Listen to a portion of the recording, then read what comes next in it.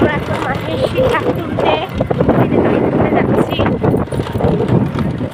তো আমরা শাক তুলতে এসে এই যে ময়ূরের দেখা পেয়ে গেছি। এই যে নারকোল বনে, তোমরা দেখতে পাচ্ছ কিনা জানি না, ওই যে কাছে গেলে চলে যাবে। আর আমরা এখানে এসে শাক তুলতে এসেছি। চলে যাচ্ছে, এই যে ময়ূর ধরতে যাচ্ছে। যাও ওই যে ডাব চুরি করে নিয়ে আসো, ওই যে রয়েছে কাছে ডাব, যাও নিয়ে আসো চুরি করে। তো ওইখানে একটা ময়ূর দেখতে পেয়েছি, তো আমি এখন ময়ূরের কাছে যাচ্ছি, দেখি কাছ থেকে ময়ূর দেখতে পাই কিনা। না পেলে তো এই যে ছোট ছোট ডাব গাছ, ডাব পেরে নিয়ে যাব।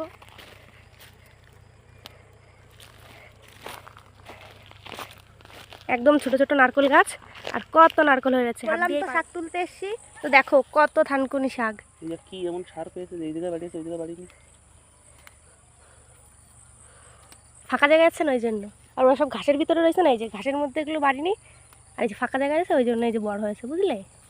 চলো চলো, কি তুলে বেড়াচ্ছে জঙ্গলের ভিতরে? দেখো থানকুনি শাক তুলতে এসে এই যে এটা ভুট্টার ক্ষেত। এটা ভুট্টা ক্ষেতের মধ্যে দেখো পাট শাক হয়েছে। আর কি শাক আমি নাম জানি না।